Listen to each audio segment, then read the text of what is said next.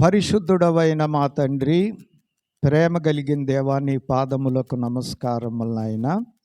నీ అపారమైన ప్రేమ, కృప, కనికర, కటాక్షములను బట్టి 2023 సంవత్సరములో ఇదే నెలలో కానుకల పండగ జరిగించుకునేటువంటి ధన్యత, భాగ్యము ఇచ్చినందులకు వందనములు, స్తోత్రములు. ఈ సంవత్సర కాలమంతా కాపాడినందులకు వందనములు, స్తోత్రములు. ఈ 2024 సంవత్సరములో కూడా ఈ దినము కానుకల పండగ ఏర్పాటు చేసుకునే భాగ్యం ఇచ్చినందులకు వందనములు. నీ యొక్క గ్రంథములో నుండి కానుకలను గురించి, అర్పణలను గురించి ధ్యానిస్తూ ఉండగా నీ వాక్యములో నుండి మాతో మాట్లాడి మహిమ పొందుమని కానుకై ఉన్న యేసు నామమున వేడుకొనుచున్నాము తండ్రి. ప్రభునందు ప్రియులారా,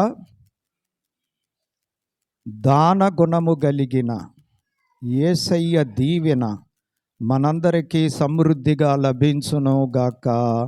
ఆమేన్. సరే, మంచిది ప్రియులారా. మరి ఈ దినము కానుక. మరి కానుక అంటే అర్థం ఏంటి అంటే ఇవ్వటము. సాధారణంగా ఇచ్చి పుచ్చుకొనుట, ఇవ్వటము ఉంటుంది, పుచ్చుకొనటము ఉంటుంది. ఇద్దరు వ్యక్తుల మధ్య ఇచ్చి పుచ్చుకోవటాలు ఉంటాయి. ఒకరు ఇచ్చేవారైతే ఒకరు పుచ్చుకునేవారు. ఈ కానుకల పండుగలో ఉన్న అంతరార్థం ఏంటి అంటే దేవుడు మనకివ్వటము ఉన్నది, మనము పుచ్చుకొనటము ఉన్నది. అదే స్థితిలో మనము దేవునికి ఇవ్వటము ఉన్నది, దేవుడు పుచ్చుకొనటము ఉన్నది. చూసారా, దేవుడు ఎంత గొప్ప భాగ్యం మనకిచ్చారో. ఆయన మనకివ్వటం సహజం. ఆయన శ్రీమంతుడు, ఆయన సర్వ సమృద్ధి కలిగిన వాడు. మనం పుచ్చుకొనటం భావ్యం. అయితే ఆ గొప్ప దేవుడు మనల్ని ఏం కోరుకున్నాడు అంటే, మనము ఇస్తే ఆయన పుచ్చుకుంటాను అని మన నుండి మనము ఇవ్వాలని ఆయన కోరుకున్నాడు. ఇది ఎలాగ ఉంది అంటే తాత మనవళ్ళ వరుసలాగా ఉంది. తాత మనవడికి ఎన్నో కొనుక్కొచ్చి ఇస్తాడు. ఆ మనవడిని అంటాడు, నాకు కొంచెం పెట్టమ్మా, నాకు కొంచెం పెట్టమ్మా అంటాడు.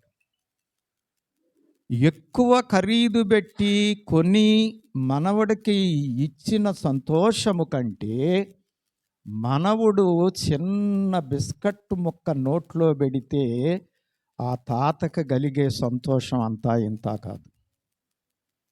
అలాగే మన పరమ తండ్రి దేవాది దేవుడు మనము ఆయన దగ్గర ఇలాంటి ప్రేమ కలిగి, ఇలాంటి స్థితి గతులను కలిగి ఉండాలని ఆయన కోరుకుంటున్నాడు. అదే కానుకల పండగ.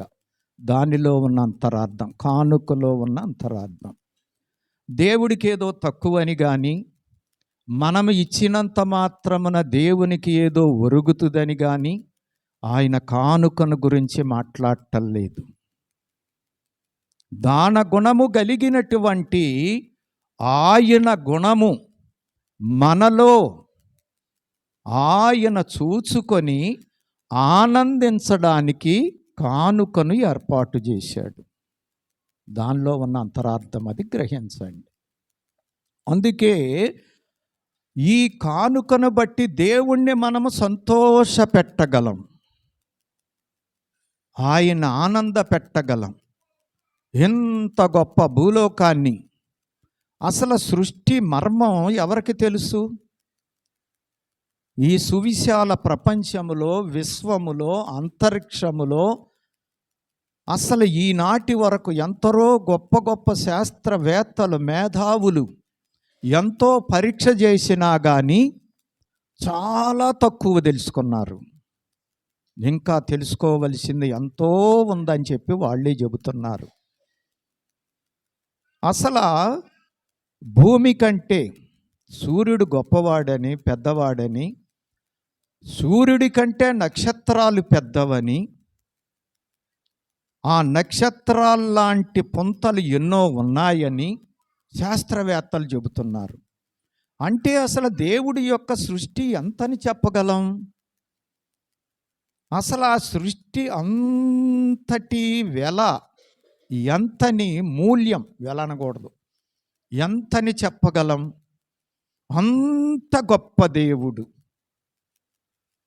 మనకంతా ఇచ్చేటువంటి దేవుడు, మనలను కూడా ఇవ్వమని కోరటం మనకెంత భాగ్యం. చూసారా? కాబట్టి దేవుడు ఎప్పుడు చేసినా కానీ కొన్ని కార్యక్రమాలు యేసయ్య కూడా మరి ఈ లోకంలో శరీరధారిగా ఉన్నప్పుడు ఒక చిన్న బిడ్డ దగ్గర నుంచి 5 రొట్లు 2 చిన్న చేపలు తీసుకొని అద్భుతం చేశారు. ఆ బాలుడు ఇచ్చింది చాలా తక్కువ, కానీ యేసయ్య ఇచ్చింది చాలా ఎక్కువ. చూసారా? దాంట్లో మనకు అర్థమవుతా ఉంది.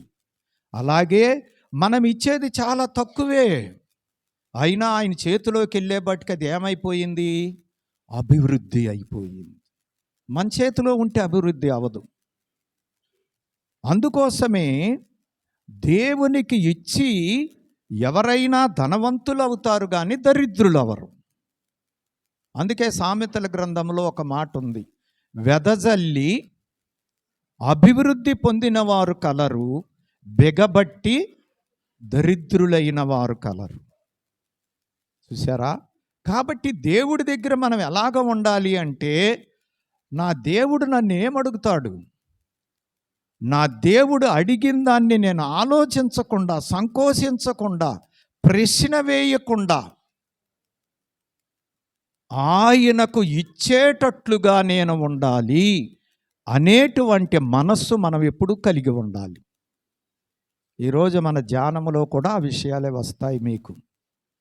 కాబట్టి ఈ సంగతుల గురించి, కానుకల పండగను గురించి ధ్యానించినప్పుడు దేవుడు కొన్ని విషయాలు నాకు బయలుపరిచినవే మీ ఎదుట ఈ దినము పెట్టాలని ఆశపడుతూ ఉన్నాను.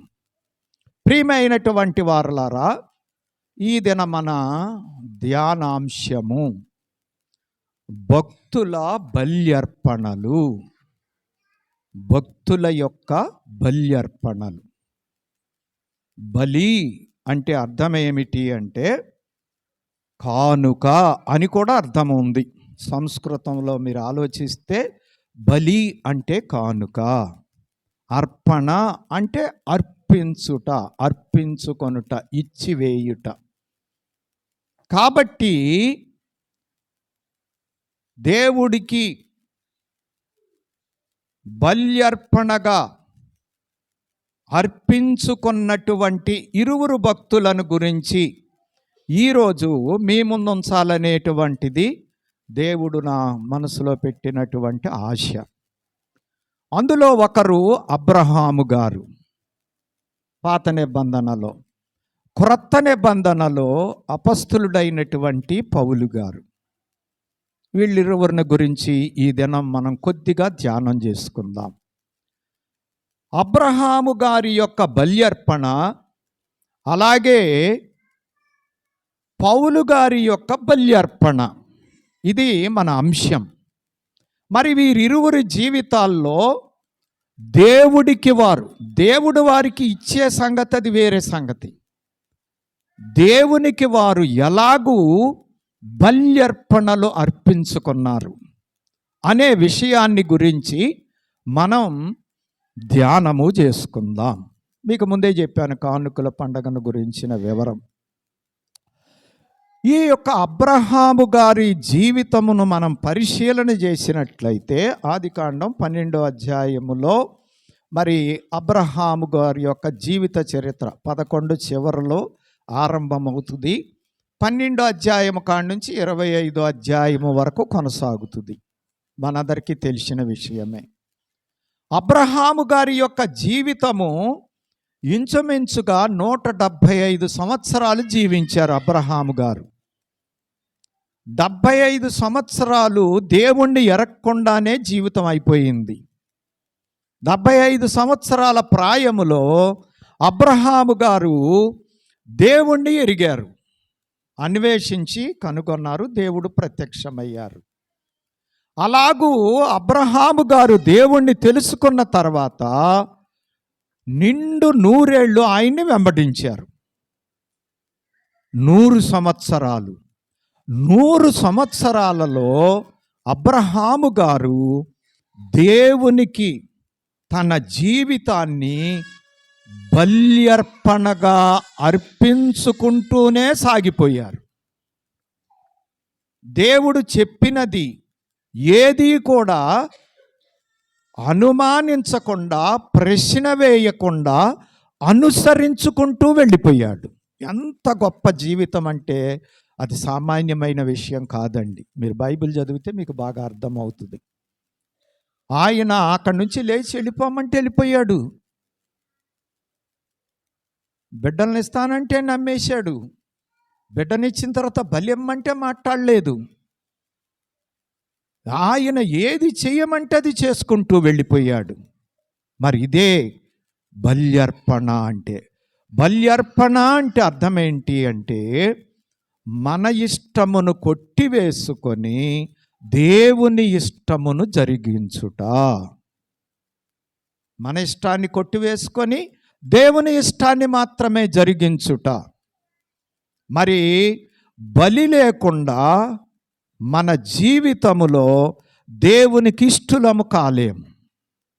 ఇవ్వకుండా దేవునికి, దేవుడి చెప్పింది చేయకుండా, దేవుని ఇష్టమును నెరవేర్చకుండా, దేవుని చిత్తాన్ని జరిగించకుండా మనము దేవునికి ఇష్టలము కాలేం.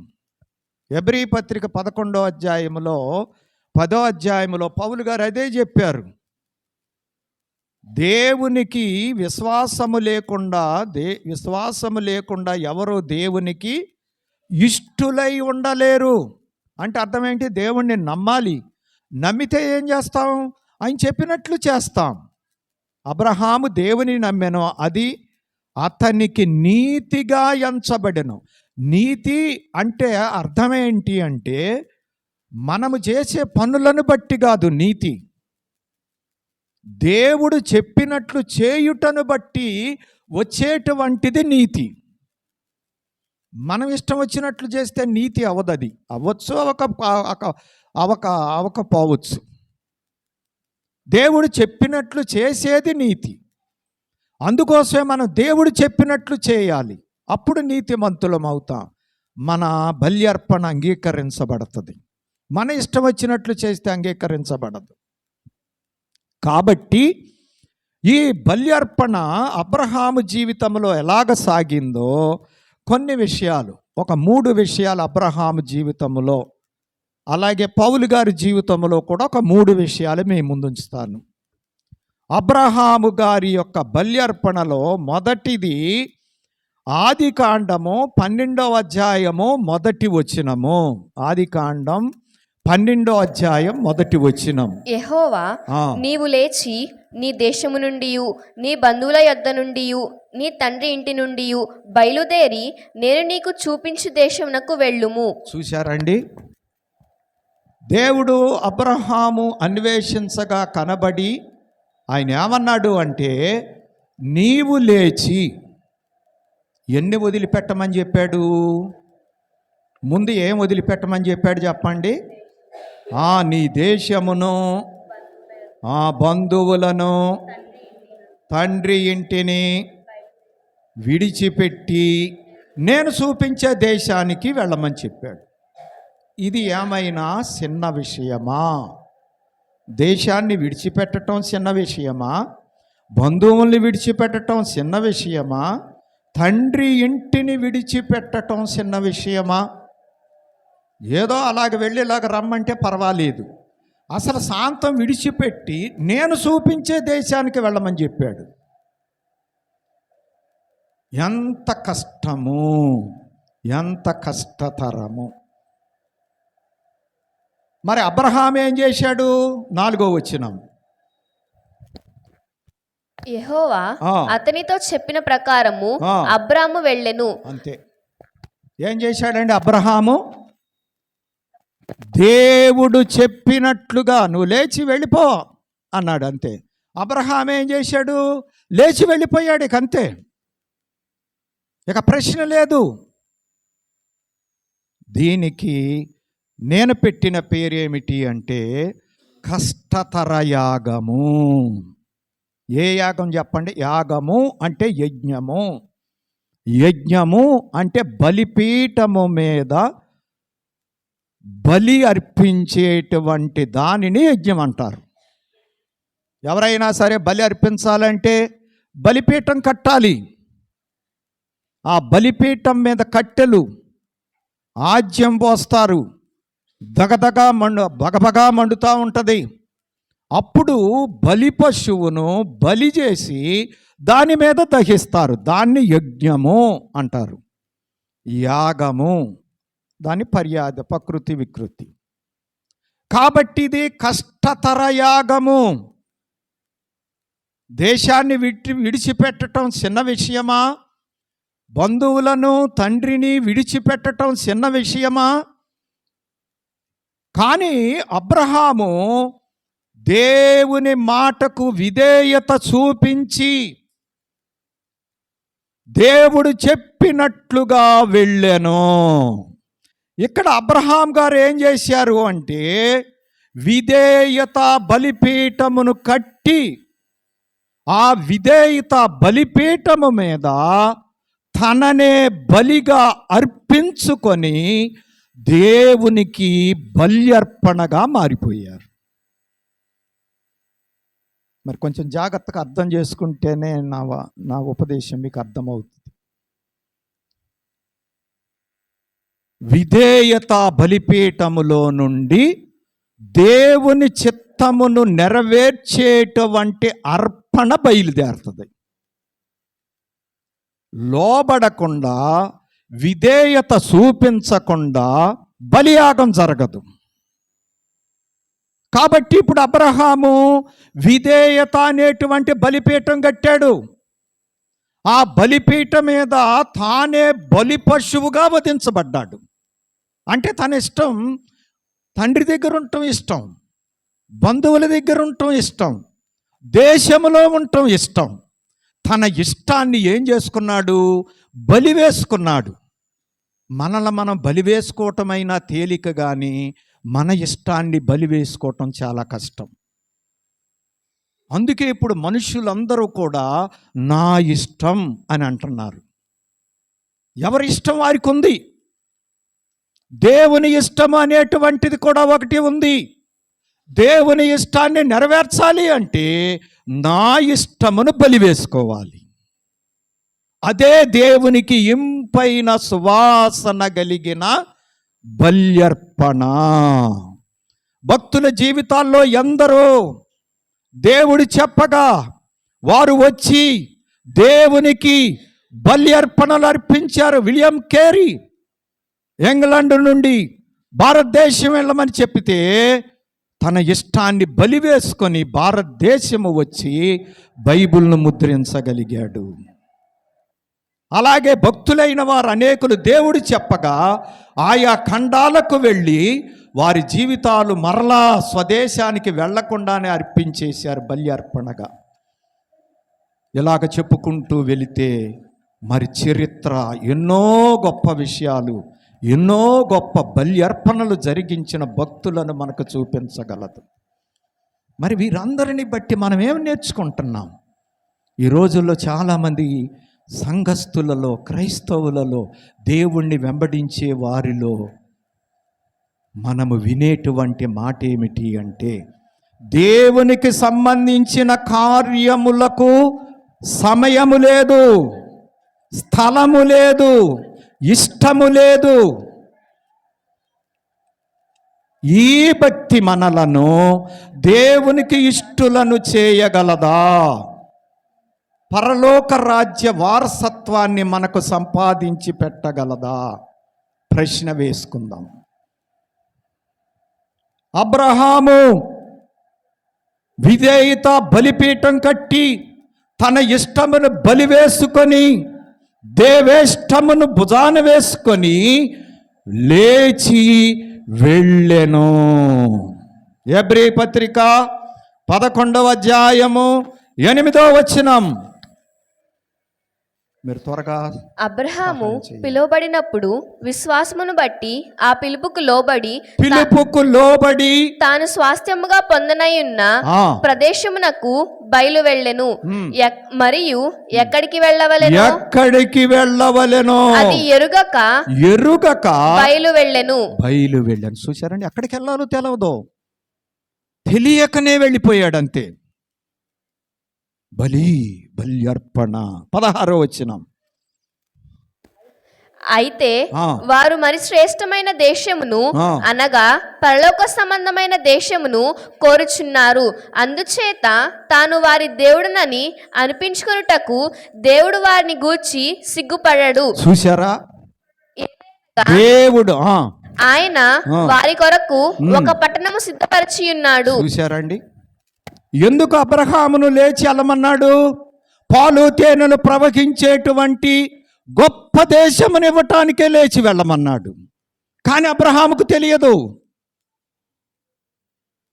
కానీ దేవుని మాటను నమ్మాడు, విధేయత చూపించాడు, దేవుడు చెప్పినట్టు వెళ్ళిపోయాడు. తన సంతానానికి శ్రేష్టమైన దేశాన్ని ఇవ్వగలిగాడు. ప్రియమైన వారలారా, మన ఇష్టములను బలివేస్తే దేవుని ఇష్టాన్ని అర్థమైనా అర్థం కాకపోయినా నెరవేరిస్తే దేవుడు మనకిచ్చేటువంటి శ్రేష్టమైన దేశములోనికి మనము ప్రవేశించగలుగుతాం. ఇది కష్టతరమైన యాగం, ఇదేం చిన్న విషయం కాదు. చేసేవారికి తేలికే, అది వేరే సంగతి. అబ్రహాముకు ఒకటే గురి, దేవుడు చెప్పాడు నేను చేస్తాను, నీకు అంతే. ఆ తీర్మానంలోనికి వచ్చిన వారికి అది సాధ్యమవుతుంది. ఆ తీర్మానంలోనికి రాని వారికి సాధ్యము కాదు. సాధ్యమవుతుందా? బాప్తిసం పొందటం సాధ్యమవుతుందా? సన్నిధి సాధ్యమవుతుందా? వాక్య పఠన సాధ్యమవుతుందా? ఆరాధన సాధ్యమవుతుందా? ఆయా కార్యక్రమాలు సాధ్యమవుతున్నాయా? అవవు. ఆ తీర్మానం వచ్చినప్పుడు అన్ని సాధ్యాలు అయిపోతాయి. ఇక రెండవది చూడండి, ఆదికాండము 14వ అధ్యాయము 20వ వచనము. నీ చేతికి అప్పగించిన సర్వోన్నతుడగు దేవుడు స్తుతింపబడును గాక అనియు చెప్పెను. అప్పుడతడు అన్నిటిలో ఇతనికి 10వ వంతు ఇచ్చెను. ఇక్కడ మనం చూస్తే సొదొమ గొమొర్రాల రాజులు ఓడిపోయారు, లోతు బందీగా వెళ్ళిపోయాడు. 318 మంది తన సేవకులను తీసుకొని, ఆ సంగతి తెలిసి అబ్రహాము వెళ్ళి రాజులు ఓడించలేని సైన్యాన్ని తన సేవకులతో ఓడించాడండి. ఎంత గొప్ప సంగతి! కారణమేంటి? కష్టతరమైన యాగం దేవుడికి చేశాడు కాబట్టి, దేవుడు అబ్రహాముతో ఉన్నాడు కాబట్టి, రాజులు జయించలేని సైన్యముతో వెళ్ళి జయించలేని సైన్యాన్ని తన సేవకులతోనే జయించుకొచ్చేశాడు. మనం చాలామంది అనుకుంటా ఉంటాం, డబ్బుంటే ఏదైనా చేయగలం, ఆస్తి ఉంటే ఏదైనా చేయగలం, అంగబలం ఉంటే ఏదైనా చేయగలం అనుకుంటాం. ఇశ్రాయేలు దేశం ఎంత? 1 కోటికి లోపు ఉన్నటువంటి జనాంగం. ప్రపంచమే వారిని చూసి భయపడే పరిస్థితి. ఎవరిని బట్టి? ప్రియమైనటువంటి వారలారా, ఈ లోక సంబంధమైన ఆస్తులు, అంతస్తులు, అధికారాలు, అంగబలాలు, ఆర్థిక బలాలు దేవుని ఎదుట బలాదు. అందుకే నీవు దేవుడి దగ్గర సరిగా ఉండాలి, దేవుడు చెప్పినట్లు చేసే విధంగా ఉండాలి. అంతేగాని వాటిని బట్టి వారిని బట్టి నీవు ఆధారపడి జీవించే జీవిత విధానములోనికి ఎన్నడూ కూడా వెళ్ళకూడదు. వెళితే మనకు జయాలు కాదు, అపజయాలే ఎదురవుతాయి. అబ్రహాము జీవితంలో గొప్ప జయం, మొత్తాన్ని జయించాడు. సొదొమ గొమొర్రా ప్రజలను విడిపించుకొని తీసుకువస్తున్నాడు. ఆ సమయములో మెల్కీసెదకు ఎదురుపడ్డాడు. ఆయన వచ్చి ఏం చేశాడు అంటే, అబ్రహాము గారికి రొట్టె ద్రాక్షారసమును ఇచ్చినటువంటి వారై ఉన్నాడు. చూడండి 18వ వచనములో, మరియు షాలేము రాజు అయిన మెల్కీసెదకు రొట్టెను ద్రాక్షారసమును తీసుకొని వచ్చెను. అతడు సర్వోన్నతుడకు దేవుని యాజకుడు. ఈ సందర్భంలో ఇంకొక మాట చెప్పాలి, నాకు గుర్తొస్తుంది. అబ్రహాము గారు జయము పొంది వచ్చినప్పుడు సర్వోన్నతుడైన దేవుని యాజకుడు ఆయనకి ఏమి ఇచ్చాడు చెప్పండి? రొట్టె ద్రాక్షారసం. ఈ రొట్టె ద్రాక్షారసం ప్రభువు యొక్క శరీర రక్తములకు సాదృశ్యంగా ఉంది. జయించిన వారికే ప్రభువు యొక్క శరీర రక్తములు, ఓడిపోయిన వారికి కాదు. నెలకొక్కసారి మనము రొట్టె ద్రాక్షారసం తీసుకోవచ్చు. నీ జీవితంలో దేవునికి కష్టతరమైన యాగము లేకుండా, దేవుని సహాయముతో జయ జీవితము లేకుండా నీవు రొట్టె ద్రాక్షారసము తీసుకుంటే అది ప్రభుని శరీరము రక్తముగా నీకు అందుబాటులోనికి రాదు. అది కేవలము వట్టి రొట్టె, వట్టి ద్రాక్షారసం. అందుకే ఎన్ని సంవత్సరముల నుండి తీసుకున్నా శరీరములో మార్పు లేదు, మనసులో మార్పు లేదు, జీవితంలో మార్పు లేదు. కారణమేమిటి? ఓడిపోయిన వారికి ఇవి అందుకునేటువంటి అర్హత లేదు. అబ్రహాము జయించాడు, దేవుడి ఇష్టాన్ని జరిగించాడు. అబ్రహాము జయించి వస్తూ ఉంటే ఆయన వచ్చి ఆయనకి సంస్కారం ఇచ్చాడు. సంస్కారం ఇచ్చిన వెంటనే, అక్కడ ఆ మాట ఆ వచనంలోనే ఉంది, ఆయన ఏం చేశాడంట? ఆయన ఏం చేశాడు అంటే, అప్పుడు అతడు అన్నిటిలో ఇతనికి 10వ వంతు ఇచ్చెను. అందుకే దైవజనులు చెప్పారట, సంస్కారములోనికి ప్రవేశించడానికి ముందే కానుక పెట్టెలో దేవుని భాగము వేసి దేవుని శరీర రక్తములు అందుకొనటానికి సిద్ధపడాలి.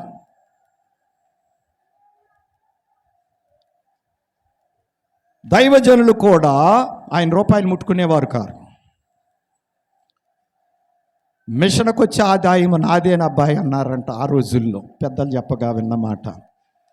లెక్కించి వచ్చినటువంటి సొమ్ములో దేవుని భాగము తీసి 7 పొరలు కాగితము చుట్టి దైవజనునికి చేతికిస్తే కానుక పెట్టెలో వేసి అప్పుడు సంస్కారానికి చేయి చాపేవారంట. అప్పటి కాలంలో ఉన్న అధ్యక్షులైన వారు క్రీస్తు దేవాలయములో సంస్కారం ఇస్తూ ఉంటే గడగడ గడగడ వణికేవారంటండి అయ్యగారికి సంస్కారం ఇవ్వటానికి. అప్పుడు అయ్యగారు అనేవారట, ప్రభుని శరీర రక్తములు నాకు దూరం చేస్తారా, ఇవ్వండి అని విధేయులై తగ్గించుకొని అందుకునేవారంటండి. 7 పొరలు చుట్టి చేతికిస్తే అప్పుడు వేసి అప్పుడు బల్లలో పాలు పొందేవారు. ప్రియమైన వారులారా, అర్థం చేసుకుందాం. జయించిన వారికే ప్రభు యొక్క శరీర రక్తములు. లేకపోతే మనం ఎన్ని సంవత్సరాలు తీసుకున్నా ఎంత నైజములో కూడా మార్పు ఉండదు. ఎలాగ మార్పు ఉంటుంది? జయించిన వారికి కానీ ఓడిపోయిన వారికి కాదు. ఓడిపోయిన వారు లోకంలో చాలామంది ఉన్నారు. ప్రభువు దగ్గరికి కూడా ఎందుకు వచ్చాం? ఓడిపోవటాక.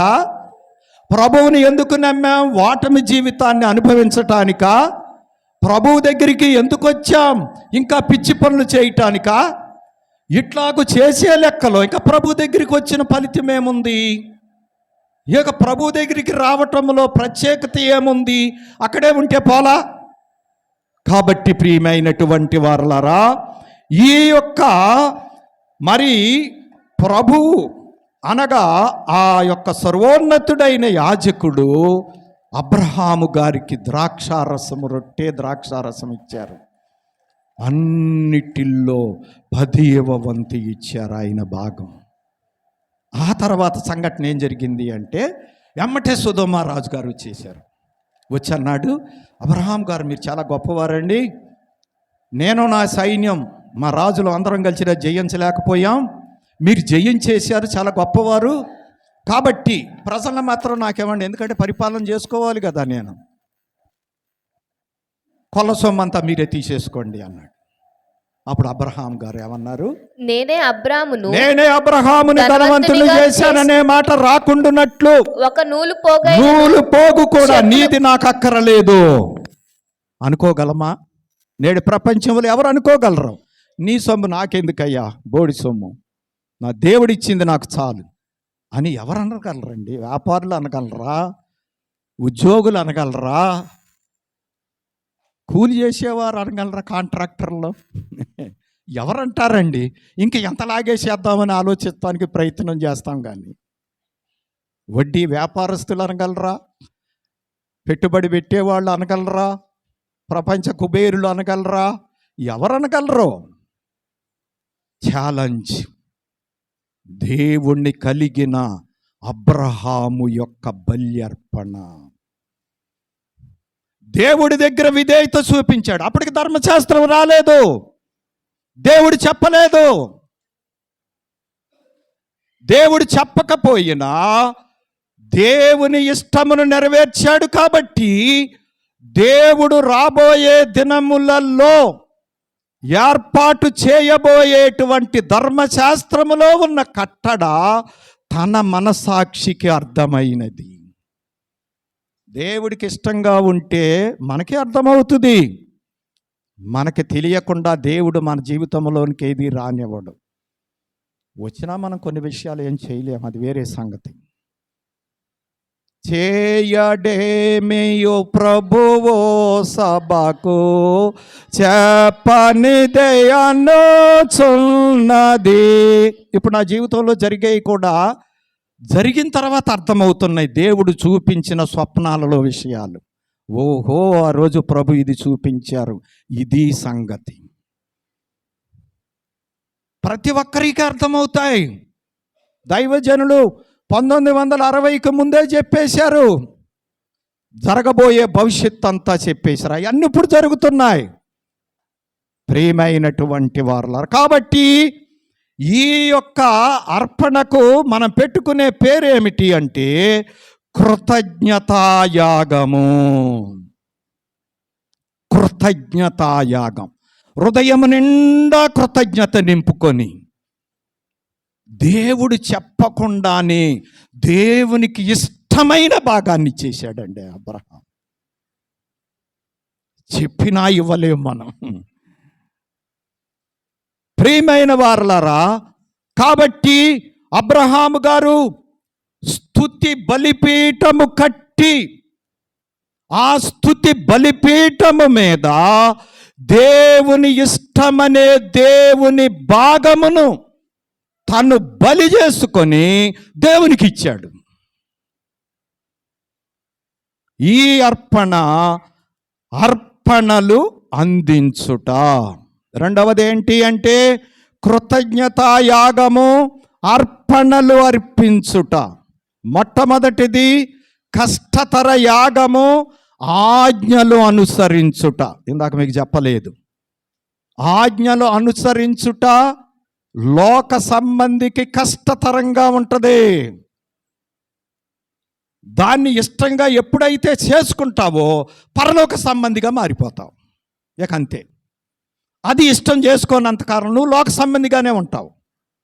లోకాన్ని గురించి ఆలోచిస్తావు, లోకం కోసమే బతుకుతావు, లోక సంపాదన మీద దృష్టి పెట్టుకుంటాం, లోకానికే లోబడతాం, లోకానుసారిగా మారిపోతాం. ఇక రెండవ దానిలో హెబ్రీ పత్రిక 7వ అధ్యాయం మొదటి 3 వచనాలు, అలాగే 5వ వచనం, అలాగే 10వ వచనం ఇందాక మీరు చదివారు, నేను వివరించక్కర్లేదు.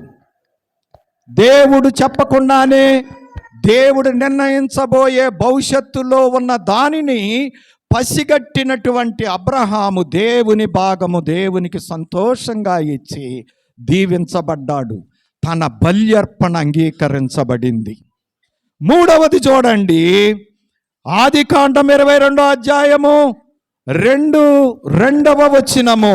అప్పుడు ఆయన నీకు ఒక్కడై ఉన్న నీ కుమారుని అనగా నీవు ప్రేమించు ఇస్సాకును తీసుకొని మోరియా దేశమునకు వెళ్ళి అక్కడ నేను నీతో చెప్పబో పర్వతములలో ఒకదాని మీద దహన బలిగా అతన్ని అర్పించమని చెప్పెను. చూడండి ప్రియమైన వారలారా, 3వ బలి అర్పణ అబ్రహాం జీవితంలో. కొడుకునిస్తానని చెప్పాడు, కొడుకునిచ్చాడు. వరాల కొడుకు, వృద్ధాప్యములో కలిగిన కొడుకు, ముద్దుగా పెంచుకున్న కొడుకు, ముచ్చటైన కొడుకు, నవ్వు కలిగించే కొడుకు, ప్రేమతో పెంచుకున్న కొడుకు. దేవుడు అన్నాడు, అబ్రాహ్మా, నీకు ఒక్కడై ఉండి నీవు ప్రేమించుచున్న నీ కుమారుణ్ణి దహన బలిగా నాకు అర్పించు. అసలు ఆలోచించండి, వినటానికే కర్ణ కఠోరముగా ఉంది, మామూలుగా లేదు ఇది. నీ ప్రాణాన్ని ఇమ్మని చెప్తే తేలిక, మరి కుమారుణ్ణి అడిగితే ఎంత కష్టం. అబ్రహాముకు ఎంత సంకటం ఇది. మరి అబ్రహాం ఏమన్నాడు? చిత్తం ప్రభు అన్నాడు. అంతే, రెండో క్వశ్చన్ లేదు. వెళ్ళమంటే వెళ్ళెను. దేవుడు చెప్పకుండానే దేవునికి ఇచ్చెను. దేవుడు కోరగా తన ప్రాణము కంటే ఎక్కువగా ప్రేమించే తన కుమారుని బలిగా అర్పించెను. పరలోకం ఊరికినే దొరుకుతుందండి బలి లేకుండా? ఇష్టం వచ్చినట్టు లోకములో ఆడి, దేవా నాకు పరలోకములో మంచి స్థానం ఇయ్యాయా అంటే కుదురుతుందా? కష్టే ఫలి. రక్షణ ఉచితమే, అపార్థం చేసుకోబాకండి నన్ను. రక్షణ యేసయ్య కార్యమును బట్టే మనకు దొరుకుతుంది. యేసయ్య కార్యమును బట్టి కాక, రక్షణ కార్యక్రమమును బట్టి కాక మనకు రక్షణ దొరకదు. మనం చేయాలనుకున్నా చేసుకోలేం. కానీ రక్షణ పొందిన ప్రతి వ్యక్తి జీవితములో బల్యర్పణ లేకుండా పరలోకము దొరకదు, దొరకదు, దొరకదు.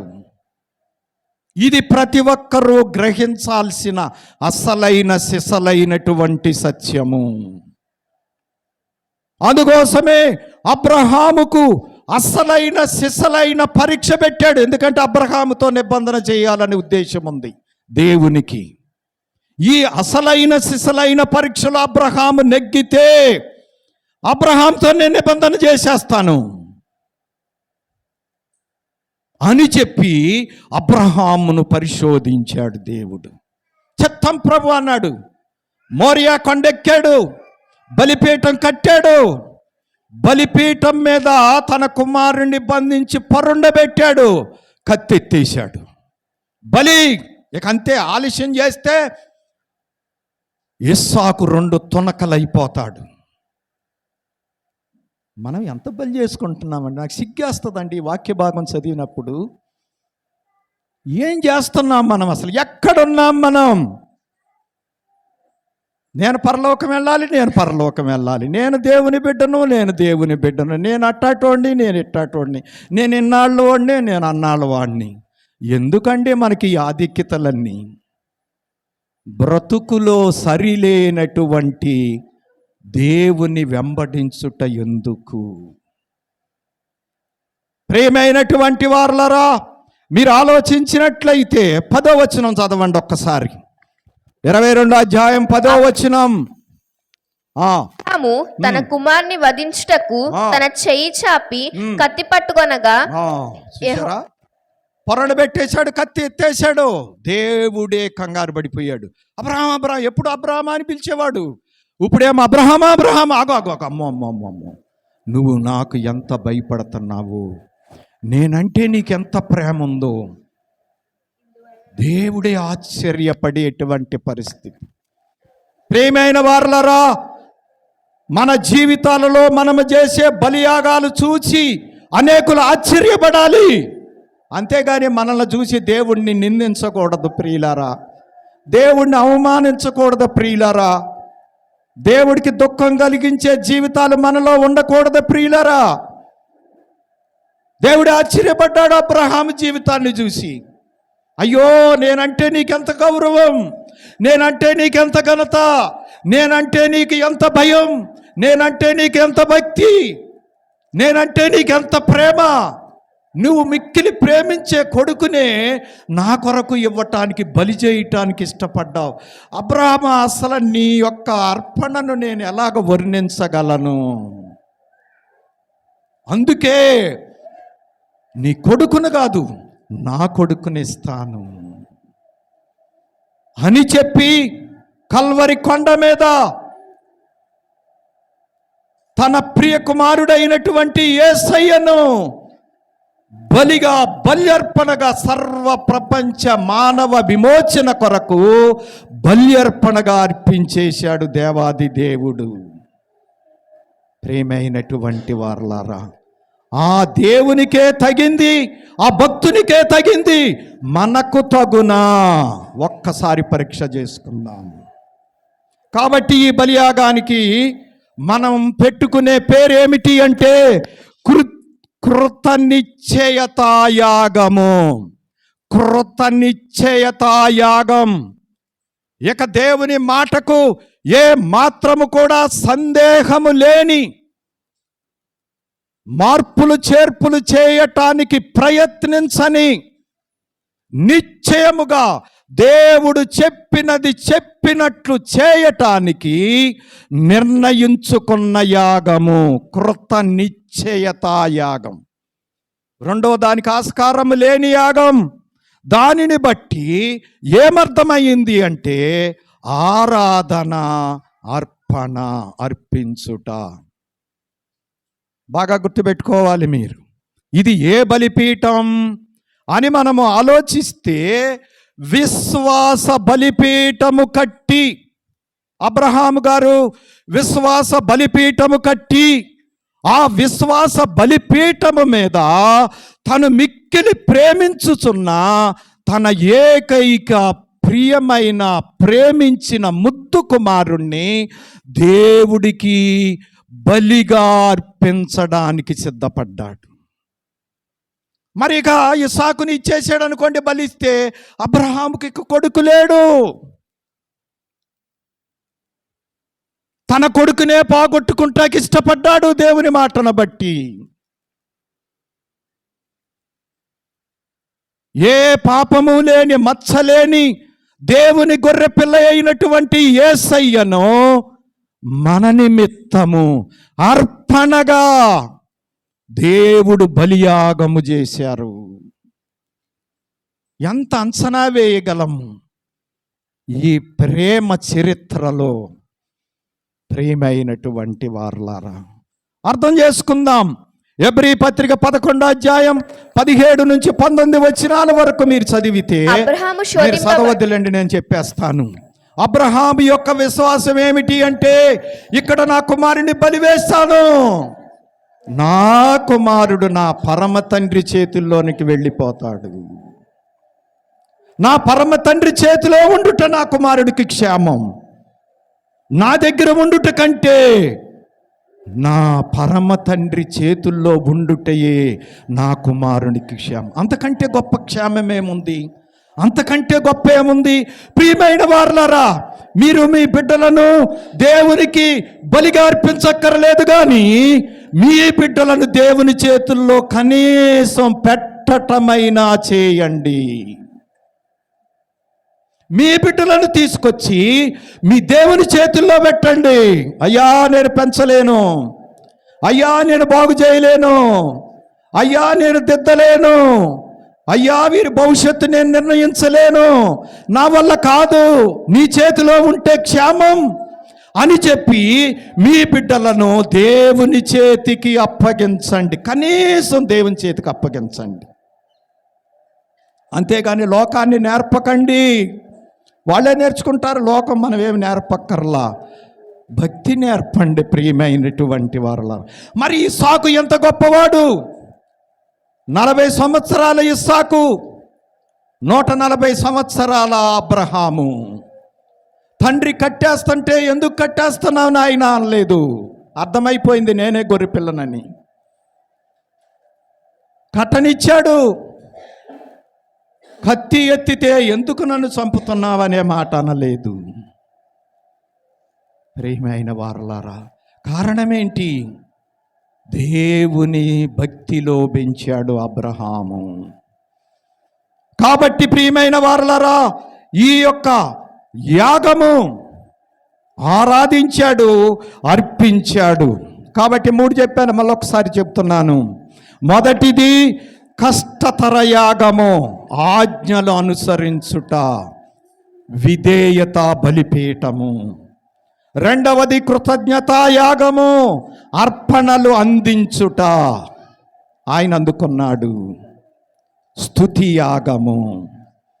మూడవది కృతనిశ్చయత యాగము, ఆరాధించి అర్పించుట. నా తండ్రి దగ్గర ఉంటే నా కుమారుడికి క్షేమం. రేపు నేను కూడా అక్కడికి వెళ్తాను, నా తండ్రి దగ్గర నా కుమారుడిని అందుకుంటాను. నా తండ్రి దగ్గర భద్రంగా ఉంచుతాడు, నాకేమి వచ్చిన భయం లేదు. ఇంకో మాట కూడా చెప్పారంట దైవజనులు, నేను బలి అర్పించేస్తాను, నా పని అయిపోద్ది. నా తండ్రి దిగి వస్తాడు, బూడిదను చూచి నా కొడుకుని నేను దహించేస్తాను, బూడిదైపోతాడు. నా తండ్రి వచ్చి అంటాడు, ఇసాకా లేచిరాయా అంటాడు. బూడిదలో నుంచి నా కొడుకు లేచి వచ్చేస్తాడు. పునరుద్ధానుడైనటువంటి కొడుకుని నాకు ఇస్తాడు. ఇప్పుడుంటే నాకు మామూలు కుమారుడే వీడు, కానీ తర్వాత నా తండ్రి వచ్చి మరణములో నుండి జీవాన్ని పోసి నాకు పునరుద్ధానపు కొడుకునిస్తాడు అని ఆనందించాడంటండి, అని చేయగలిగాడు ఆయన. కాబట్టి ప్రియమైన వారలారా, అబ్రహాము గారి యొక్క బల్యర్పణ. ఇక రెండవది, టైం పరిగెత్తుతుంది, త్వరగా వెళ్ళిపోదాం. పౌలు గారి యొక్క బలి అర్పణ. పౌలు గారి యొక్క, ఆయన పాత నిబంధన, ఈయన క్రొత్త నిబంధన. 12 మంది శిష్యులు ఉన్నారు, మనందరికీ తెలుసు. వారిది ఒక్కొక్క రకమైనటువంటి బలి అర్పణ. అలాగే పౌలు గారి యొక్క బలి అర్పణ మరొక రకమైనది.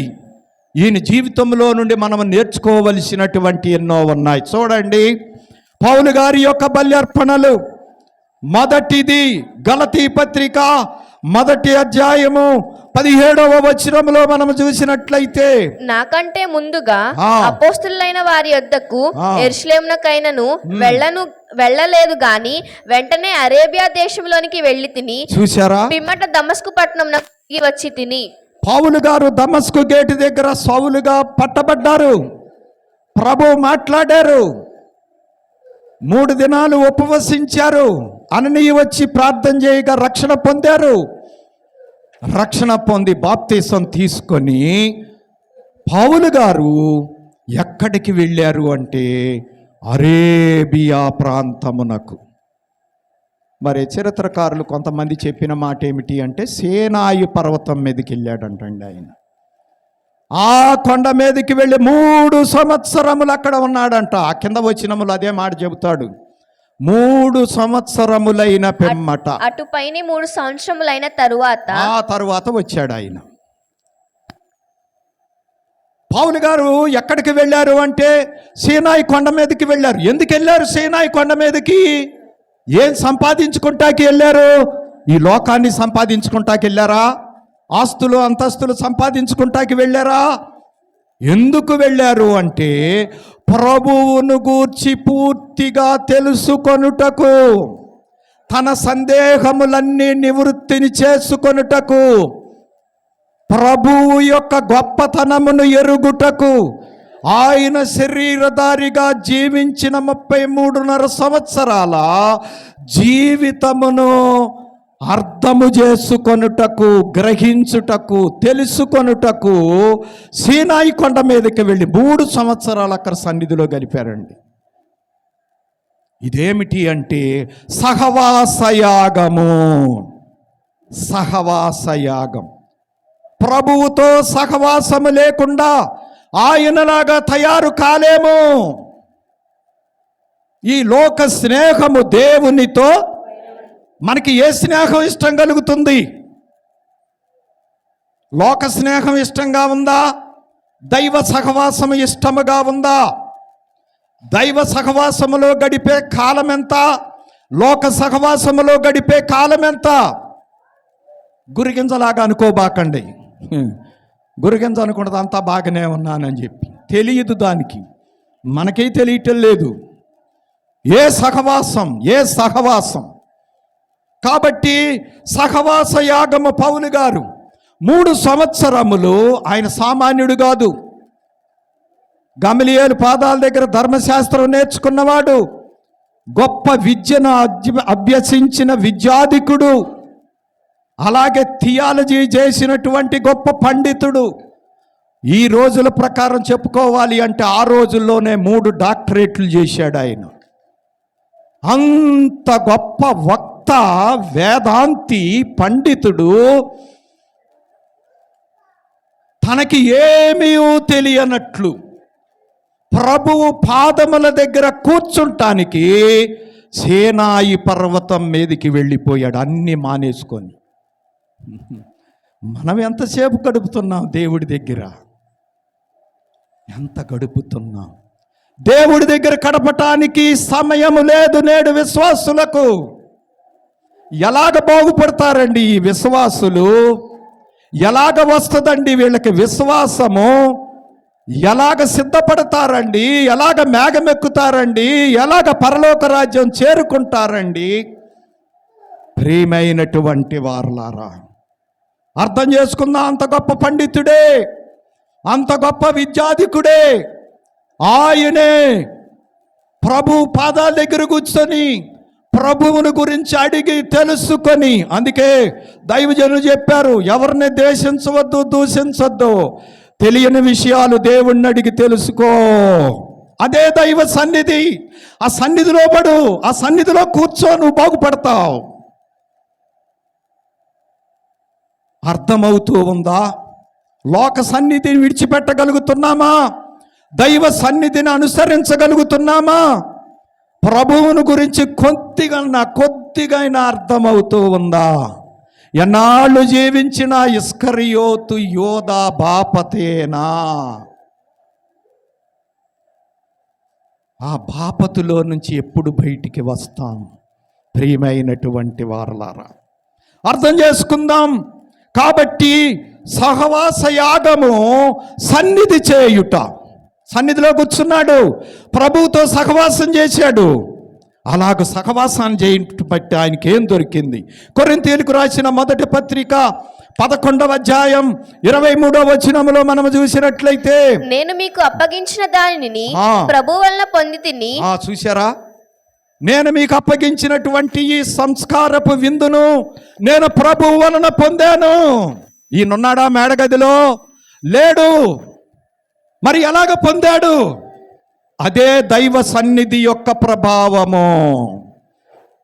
సన్నిధిలో ఉంటే భూత విషయములు, వర్తమాన విషయములు, భవిష్యత్ విషయములు బయలుపడగలవు. సన్నిధిలో లేకపోతే ఏమీ అర్థం కాదు. మూర్ఖత్వం ఒక్కటి మిగులుతుంది మనకి. సొంత ఆలోచనలు, లోక ఆలోచనలు, సైతాని ఇష్టాలు, బాగానే ఉన్నామని చెప్పి చెడిపోయే పరిస్థితులు, ఇవే మనకు మిగిలేవి. అందుకోసమే ప్రభు దగ్గర కూర్చొని మేడగదిలో ఏం జరిగిందో చెబుతున్నాడు ఆయన. ఆ కింద చెబుతాడు, ఆ రాత్రి ప్రభు ఒక రొట్టెను పట్టుకొని, న్యాయంగా ఏమని రాయాలి ఆయన? ఆ మేడగదిలో ప్రభు రొట్టెను పట్టుకున్నారట. ఏ పేతురు గారో ఏ యోహాను గారో చెప్తే రాయాలి.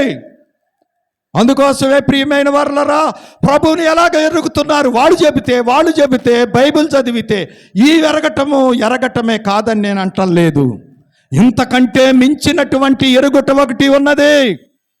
అదే సన్నిధి భాగ్యములో ప్రభు మనకు ప్రసాదించినటువంటి గొప్ప మహాభాగ్యం. అదే దైవజనులు యావత్ ప్రపంచానికి నేర్పించినటువంటి గొప్ప భాగ్యం. దేవా, నాకు కనబడు, నాతో మాట్లాడు, అందరికి కనబడు, అందరితో మాట్లాడు. సన్నిధిలోనికి వెళ్ళండి, ప్రభు సహవాసం కలిగి ఉండండి. ఆయన గది మీద రాయబడి ఉండేదంట, నీకు దైవ సహవాస అనుభవము ఉన్నదా? నీకు లోకంలో చాలా అనుభవాలు ఉండొచ్చు. పౌలు గారికి కూడా చాలా అనుభవాలు ఉన్నాయి. కానీ ఆయన దైవ సహవాస అనుభవాన్ని కోరుకున్నాడు. 6 నెలలు సహవాసం చేస్తే ఇళ్ళు అయిపోతారట. దైవ సహవాసము చేస్తే మనలోనికి దైవ కళ అబ్బగలదు. నరోపలావణ్యములు నిరోపలావణ్యములగును, నా రక్తము ప్రతి నిమిషము నీలో దారగా ప్రవహించును, అది జీవము. ఆయన రూపము కళ్ళద్దుకోవాలి. సూర్యుండు పువ్వులకెంతో సొగసైన రంగులతో సూర్యోండై నాటి యేసు శుభగుణములదు. ఎప్పుడైనా ఆశించావా? ప్రభు దగ్గర కూర్చున్నావా? మరియా ఆయన పాద సన్నిధిలో కూర్చుంది. మరియ ఉత్తమమైన దానిని ఏర్పాటు చేసుకుంది మార్తా. అది ఆమె యొద్ద నుండి తీసివేయబడదు. నేను ఎలాగ తీసివేయనది? నువ్వేమన్నా ఇష్టం వచ్చినట్టుగా ఆలోచించుకుంటున్నావు. మరియ ఉత్తమమైన దానిని, నాకిష్టమైన దానిని, దాని బాగుపడే దానిని కోరుకుంది. నేను ఎలాగ దాన్ని కాదని చెప్పగలను అన్నారు యేసయ్య. ప్రియమైన వారలారా, ఎప్పుడైనా ప్రభు దగ్గర కూర్చున్నావా? ప్రభు సహవాస భాగ్యాన్ని అనుభవించావా? ఆయన సహవాసములో, ఆయన గుణములలో ఒక్కటైన అద్దుకోగలిగావా?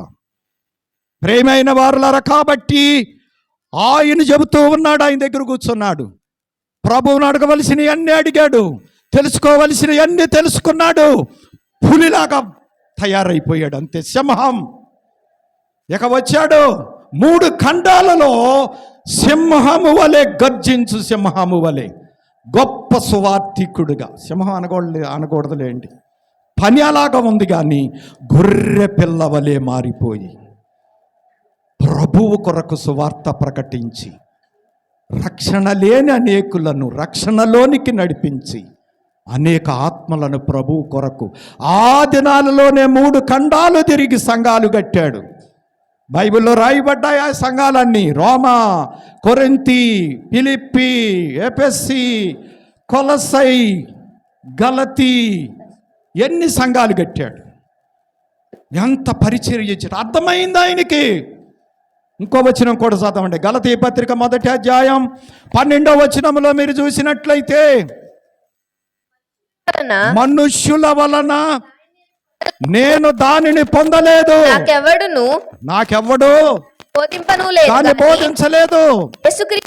యేసుక్రీస్తు బయలుపరుచుట వలననే అది నాకు లభించినది. చూశారండి ఎంత సాక్ష్యం? నాకెవరు చెప్పలేదండి ఈ సువార్త. మనుషుల వలన నేను నేర్చుకోలేదు. ప్రభువే స్వయముగా నాకు బయలుపరిచారు. దైవజనులు చెప్పింది కూడా అదే కదా. అందుకోసమే దేవుడు బయలుపరచిన. ఎవరు చెప్పగలరు? ప్రియమైనటువంటి వారలారా, కాబట్టి పౌలు గారు 3 సంవత్సరాలు ప్రభు పాదాల దగ్గర కూర్చొని ఆయనతో సహవాసము చేసి ఆయనలాగా మారిపోయారు. పౌలు గారు వెళ్ళిన చోటల్లా అనుకునేవారంట, ఏమనుకునేవారంటే రెండవ క్రీస్తు, రెండవ యేసయ్య వస్తున్నాడు అనుకునేవారంటండి. మరి మనల్ని చూస్తే ఏమనిపిస్తుంది? లోకం ఏమనుకుంటుంది మనల్ని చూసి? పౌలును చూసి అనుకున్నారంట ఈయన రెండవ యేసు, పిల్ల యేసు, చిన్న యేసు. కాబట్టి ప్రియమైనటువంటి వారలారా అర్థం చేసుకుందాం. సహవాస యాగము సన్నిధి చేయుట. రెండవది చూడండి, గలతీ పత్రిక 2వ అధ్యాయం 20వ వచనము. నేను క్రీస్తుతో కూడా సిలువ వేయబడ్డాను. ఇకను జీవించేవాడను నేను కాదు, క్రీస్తే నా యందు జీవించున్నాడు. నేనిప్పుడు శరీరమందు జీవించున్న జీవితము నన్ను ప్రేమించి నా కొరకు తను తాను అప్పగించుకొనిన దేవుని కుమారుని యందలి విశ్వాసము వలన జీవించుచున్నాను. చూశారండి ఎంత తీర్మానం చేసుకున్నాడో చూడండి, ఏమి చేసుకున్నాడో చూడండి, ఎంత నిశ్చయం చేసుకున్నాడో చూడండి. మరి మీకు మొదటి దానికి బలిపీఠం చెప్పలేదు. సన్నిధి చేయుట అంటే కనిపెట్టే బలిపీఠం. దైవజనులు 7 మెట్లు ప్రార్థన చెప్పారు. ఆ 7 మెట్లలో చివరిది కనిపెట్టుట. కనిపెట్టే బలిపీఠమును ఏర్పాటు చేసుకొని ఆ బలిపీఠము మీద తన సమయాన్ని, తన యొక్క తనకున్నటువంటి సమస్తాన్ని బలిగా అర్పించి సన్నిధిలో ఆయన సహవాసములో బల్యర్పణగా మారిపోయాడు. అందుకే గనుడైపోయాడు. బాగా అర్థం చేసుకోండి. ఇంకోసారి చెప్తాను. కనిపెట్టు బలిపీఠమును కట్టి, ఆ కనిపెట్టే బలిపీఠం మీద ఈ లోకములో లాభకరమైనవన్నిటినీ నష్టం చేసుకొని, అంటే బలివేసి ప్రభువు సహవాసము చేసి ప్రభువుకు ఇంపైన బల్యర్పణగా మారిపోయాడు. ఇక రెండవది చూడండి. రెండవది గలతీ 2:20 ప్రకారం సజీవయాగము. ఏమంటున్నాడు ఆయన? నేను క్రీస్తుతో కూడా సిలువేయబడ్డాను. అంటే అర్థం ఏంటి? యేసు ప్రభు వారిని సిలువేసినప్పుడు 2 చేతుల్లో 2 మేకులు కొట్టారు, 2 కాళ్ళల్లో కలిపి మేకు కొట్టేశారు. ఇంకా యేసయ్య సిలువ మీదే వేలాడాలి. ఇంకా సిలువను దాటి యువతలకు రావటానికి అవకాశం లేదు. ఇప్పుడు పౌలు గారు ఏమంటున్నారు? నేను సిలువ వేయబడ్డాను అంటే అర్థం ఏంటి? నా చేతులు నా స్వాధీనంలో లేవు, నా కాళ్ళు నా స్వాధీనంలో లేవు. ఇప్పుడు ఎవరి స్వాధీనంలో ఉన్నాయి? నేను చచ్చిపోయాను. ఆ మాటకు అర్థం నేను మృతుడైపోయాను. మృతుడైపోయాడంటే నిజంగా చచ్చిపోయాడని కాదు, తన ఇష్టమంతటిని చంపేసుకున్నాడు. అందుకే ఇక నువ్వు జీవించేవాడను నేను కాదు, నా ఇష్టం కాదు, నా ఉద్దేశం కాదు, నా ఆలోచన కాదు. ఇక జీవించేది నాలో ఎవరు జీవిస్తున్నారు? నా ప్రభువే జీవిస్తున్నారు. ఎంత గొప్ప సంగతి చెప్పండి ప్రియమైన వారలారా. కాబట్టి సమర్పించుకొనుట, సజీవయాగము సమర్పించుకొనుట. రోమాపత్రిక 1:2 వచనాల్లో మనం ఇదే చూస్తాం. సజీవయాగముగా మీ శరీరమును సమర్పించుకొనుడని దేవుని వాత్సల్యమును బట్టి మిమ్మల్ని బతిమాలుకున్నాడు. ఆయన సమర్పించుకున్నాడు కాబట్టి మనల్ని కూడా అలాగ ఉండాలని కోరుకుంటున్నాడు. ఈ లోక మర్యాదను అనుసరించొద్దు. లోకము వైపు చూసి లోక పద్ధతిలోకి వెళ్ళావా నీ లైఫ్ ఖండన. ఇక పరలోకానికి పనికిరాదు, దేవుడికి అర్పణగా పనికిరాదు. ఇక అది పనికి వచ్చేటువంటిది కాదు. కాబట్టి ప్రియమైనటువంటి వారలారా, సజీవయాగము సమర్పించుకొనుట. కొరింథీయులకు రాసిన 2వ పత్రిక 5వ అధ్యాయము 15వ వచనము. జీవించు వారికి మీదట తమ కొరకు కాక తమ నిమిత్తము మృతి పొంది తిరిగి లేచిన వాని కొరకే జీవించుటకు ఆయన అందరి కొరకు మృతి పొందిననియు నిశ్చయించుకొనుచున్నాము. ఆయన మన కొరకు చనిపోయాడు, మనం ఆయన కొరకు చనిపోదాం. ఆయన ఇచ్చినటువంటి స్టేట్మెంట్, జీవించే వారికి మీదట తమ కొరకు గాక తమ కొరకు మృతి పొందిన వాని కొరకు జీవించాలి. నిజంగా ప్రభు దగ్గరికి వచ్చిన ప్రతి వారి యొక్క జీవితం ఎలాగ ఉండాలి అంటే, ఇక నా కొరకు కాదు నేను జీవించాల్సింది, నా కొరకు మా మృతి పొందిన నా ప్రభువు కొరకు నేను జీవించాలి. ఇది మన మొదటి పరిస్థితి అయి ఉండాలి. అదే చెప్తున్నారు పౌలు గారు. తిమోతికి రాసిన 2వ పత్రిక 4వ అధ్యాయం 6వ వచనంలో తెలియజేస్తూ ఉన్నారు, నేనిప్పుడే ప్రాణార్పణముగా పోయబడుచున్నాను. నేను ప్రాణార్పణముగా పోయబడ్డాను. ప్రాణ అర్పణ అంటే ప్రభువు కొరకు ప్రాణమును అర్పించుటకు సిద్ధమైపోయినారు పౌలు గారు. ఎంత గొప్ప సమర్పణ! కాబట్టి 2వ బలిపీఠం ఏమిటి అంటే సమర్పణ బలిపీఠం. తన ఇష్టాన్ని కొట్టివేసుకొని సమర్పణ బలిపీఠాన్ని కట్టి ఆ సమర్పణ బలిపీఠం మీద తన ఇష్టమును బలిగా పెట్టి దేవునికి అర్పణగా బల్యర్పణగా అంగీకరించబడ్డాడు పౌలు మహనీయుడు.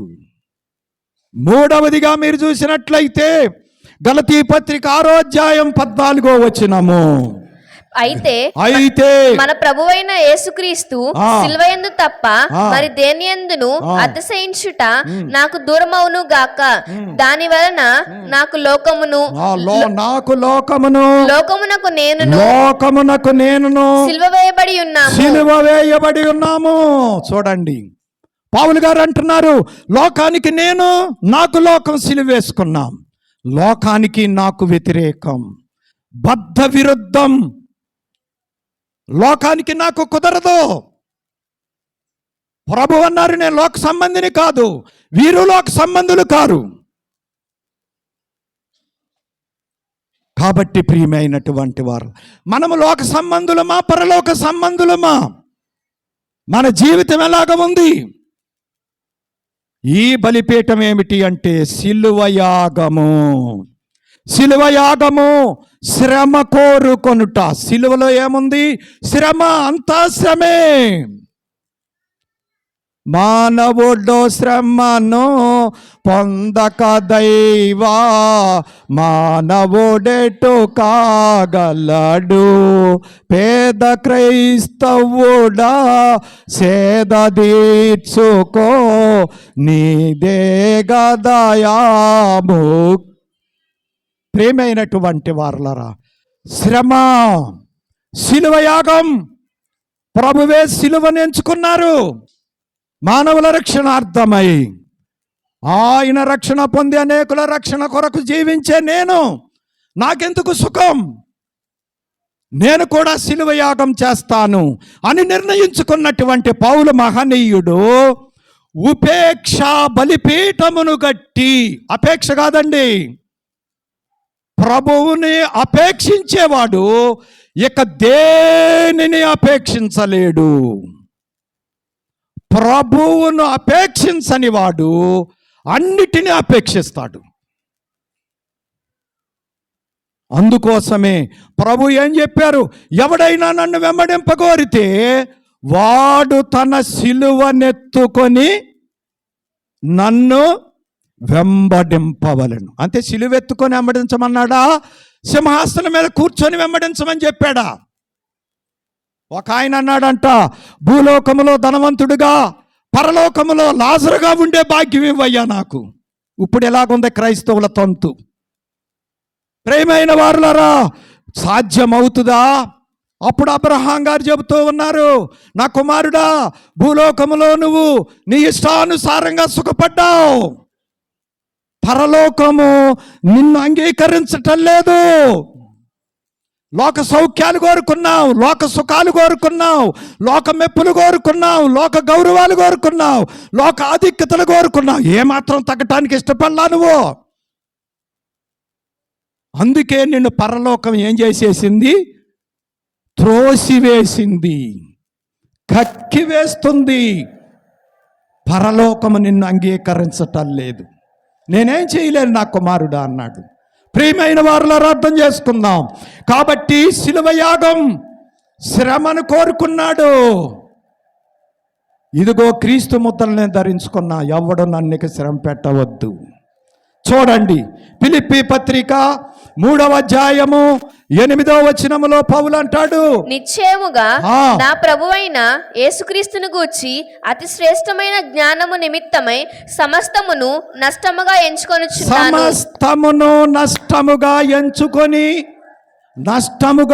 ఎంచుకొనుచున్నాను. ఇంకా కింద వచనాల్లోకి మీరు వెళ్తే అదంతా చదివితే ఆలస్యం అయిపోద్ది. చివరిలో అంటాడు, ఏవేవి నాకు లాభకరములో వాటిని నష్టముగా పెంటతో సమానముగా ఎంచుకొనుచున్నాను. ఆయనకి అది అర్థమైంది. మరి మనకేమర్థమవుతుంది? చెంటుగా అర్థమవుతుంది. ఆయనకేమో అది అసిద్ధం, మనకేమో చెంటు. అందుకే ఉరుకులు పెడుతున్నాం, అందుకే ప్రాకులాడుతున్నాం, అందుకే ఆయన పక్కన పెట్టేసి ఉరుకులు పరుగులు పెట్టుకుంటూ ఉన్నాం. కొలసీలకు రాసిన పత్రిక 1వ అధ్యాయం 24వ వచనం, ఇప్పుడు మీ కొరకు నేను అనుభవించుచున్న శ్రమలయందు సంతోషించుచు సంగమును ఆయన శరీరము కొరకు క్రీస్తు పడిన పాట్లలో కొదువైన వాటి యందు నా వంతు నా శరీరమందు సంపూర్ణము చేయుచున్నాను. చూడండి ఎంతట మాట అండి. ఎవరు చెప్పగలరు ఈ మాట? సంఘము కొరకు క్రీస్తు పడిన పాట్లలో ఏవైనా కొదువుగా ఉన్నట్లయితే ఆ కొదువైన వాటి కొరకు నేను శ్రమ అనుభవిస్తూ ఉన్నాను. సంఘము కొరకు, నా ప్రభువు కొరకు నేను పూర్తి చేస్తున్నాను. ప్రభువు రక్షించడానికి శ్రమ పడ్డారు. ఆ రక్షణ అందరికి అందించడానికి ఆయన శ్రమ పడుతున్నారు. మనం దేనికి శ్రమ పడుతున్నాం? మన జీవితంలో ఒక్కళ్ళనైనా రక్షించిన దాఖలాలు ఉన్నాయా? అదే మనకు రుజువు. మనం కూడా రక్షణలో ఇంకా నిశ్చయత కలిగి ఉండలేదు అనటానికి అదే రుజువు. రక్షణలో స్థిరపడితే అవిధేయులు ఉంటాయా మన జీవితాల్లో? అన్నిటికీ అవిధేయతలే కదా. ఒక్క దాంట్లోనైనా పాస్ అయ్యే పరిస్థితి లేదు కదా. అన్నిటిలో లొసుగులే, అన్నిటిలో లోట్లే, దేనిలో క్రమము లేదు, దేనిలో నిష్ట లేదు. ఈ బ్రతుకులు ప్రభువుకు అవసరమా? ఇదేనా పరలోక పౌరులు జీవించవలసిన జీవిత విధానము?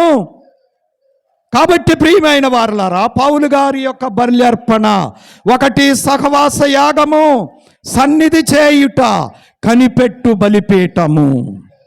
2వది సజీవ యాగము, సమర్పించుకొనుట, సమర్పణ బలిపీఠము. 3వది శిలువ యాగము, శ్రమ కోరుకొనుట, ఉపేక్ష బలిపీఠము. ఉపేక్ష బలిపీఠము కట్టి దాని మీద తన ఇష్టములన్నీ, తన ఆధిక్యతలన్నీ, తన డాక్టరేట్లన్నీ బలివేసి, అయ్యా నేనెందుకు పనికిరాని వాణ్ణయ్యా అని బలివేసుకొని ఆయనకు బల్యర్పణగా అర్పింపబడ్డాడు. ఎప్పుడు మనం పనికి రామనుకుంటామో అప్పుడే దేవుడికి పనికి వచ్చే వారంగా ఉంటాం. మనం పనికి రాని వాళ్ళమని తెలిస్తే ఆయన చెప్పిన మాట వింటాం కదండి. ఆయన ఒకటి చెప్తే ఒకటి ఎందుకు చేస్తాం? అది మనకు అర్థం కాల. మన పనికి వచ్చిన వాళ్ళమని పనికి మానలోళ్ళం అవుతున్నాం. అది నేను పనికి రానోడిని అనుకుంటే ఆయన పనికి వచ్చేటట్లు ఆయన చేస్తాడు. ఆ సంగతి మనకు అర్థం కావట్లా. నాకంతా తెలుసు అనుకుంటున్నా, నేను చేసేదే కరెక్ట్ అనుకుంటున్నా. నువ్వు చేసేది నీ కరెక్టు, కానీ దేవుడికి కరెక్ట్ కాదు. దేవుని కరెక్టు అందరికీ కరెక్టు. అందుకే దేవుని ఇష్టమును మనం అనుసరించాలి. అది ముందు మనం నేర్చుకోవాల్సింది. అదే కానుకంటే. ముందు నీ ఇష్టాలన్నీ కొట్టివేసుకో, దేవుని ఇష్టమును ఎరుగు, దేవుని ఇష్టానుసారముగా జీవించడానికి నేర్చుకో. ఇదే కానుకల పండగ, అసలైన సిసలైన కానుకల పండగ. దేవుడేం కోరుకుంటున్నాడు? నా కుమారుడా, నీ హృదయమును నాకిమ్ము, నీ హృదయమును నన్ను ప్రతిష్ఠించుకో, నీ హృదయాన్ని మార్చేస్తాను, ఆలోచనల కాడి నుంచి మార్పు తీసుకొస్తాను, తలంపుల దగ్గర నుంచి మార్పు తీసుకొస్తాను, నిన్ను పరలోకానికి పనికి వచ్చేటువంటి ఒక శ్రేష్టమైనటువంటి బల్యర్పణగా సిద్ధపరుస్తాను. పరలోకానికి నిన్ను కానుకగా తయారు చేస్తాను. ప్రియమైనటువంటి వారలారా, ఈ కానుకల పండగ సందర్భంలో భక్తులైనటువంటి అబ్రహాము జీవితములో, భక్తుడైనటువంటి పౌలు గారి జీవితములో కట్టిన బలిపీఠములు మనమును కట్టి ఈ యాగాలను మన జీవితములో ఏర్పాటు చేసుకొని ఆయనకు బల్యర్పణగా మారి పరలోక రాజ్యానికి కానుకగా ఆయన యొద్ద నిత్యము ఉండేటువంటి, ఆయన పక్కన కూర్చునేటువంటి వధువుగా. మరి ఆయన ఈ లోకములో అన్ని బలి వేసుకున్నారు. పరలోకాన్ని బలేసేశారు, మహిమను బలి వేసుకున్నారు. తండ్రి సన్నిధి విడిచిపెట్టకూడదు అనుకోలేదు, బలి వేసుకున్నారు. అన్ని విడిచిపెట్టేసి పాపలోకానికి, పాపుల మధ్యకు మనిషిగా మానవ శరీరము ధరించుకొని వచ్చి వేశారు. ఈ లోకంలో 33.5 సంవత్సరాలు ఆయింది బలియాగమే. శరీరధారిగా ఉన్న దినములలో రోదనతో, కన్నీళ్లతో ఆయన జీవితాన్ని గడుపుకున్నారు. బలియాగము కాదా? మరి ఈ లోకములో మనకేం కలుగుతుంది? ఈ లోకంలో సుఖం కోరుతున్నామంటే ఆయన వ్యతిరేక జీవితంలో ఉన్నాం. చాలామంది చెబుతున్నారు, ఇప్పుడు టీవీల్లో చెబుతున్నారు, అన్ని చోట్ల చెబుతున్నారు, యేసు దగ్గరికి రండి, మీ దుఃఖ దినాలు సంతోషంగా మారిపోతాయి అంటండి. ఎప్పుడు చెప్పలేదే యేసయ్య? అంటే సంతోషం ఉండదు, ఎప్పుడు ఏడుతామని కాదు అర్థం. ప్రియమైనటువంటి వారలారా, లోకములో మీకు శ్రమ కలుగును, అయినను ధైర్యం తెచ్చుకో. యేసయ్య జీవితం శ్రమల జీవితం. యేసయ్య జీవితం ఆ శ్రమలలో జయం పొందిన జీవితం. యేసయ్య జీవితం శ్రమలను జయించిన జీవితం, పునరుద్ధాన జీవితం, పరలోకానికి సరిపడిన జీవితం. అది శ్రమలతోనే సాధ్యం. మరి మన జీవితంలో ఏముండాలి? శ్రమల్లోనే సాగాలి మన జీవితం. ఆ శ్రమలలో జయాలు రావాలి.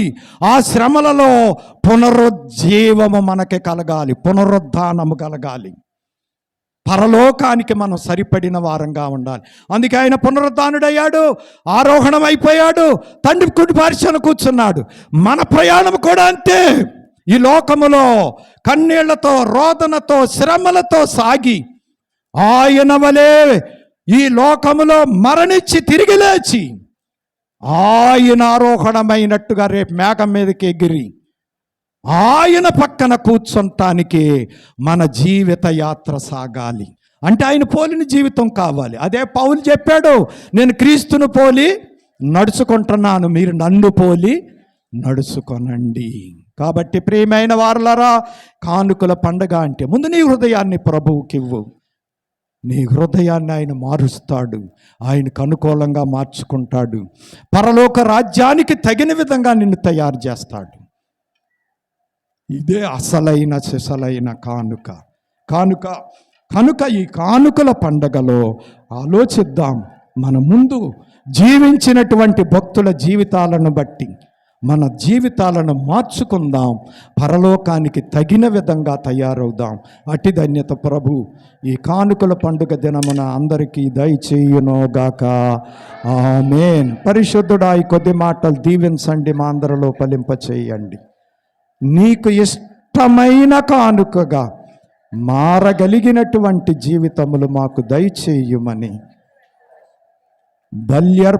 బలియాగము చేసి మానవులందరినీ రక్షించిన రక్షకుడైన యేసు నామమున వేడుకొనుచున్నాం తండ్రి. ఆమేన్. మరణాతా.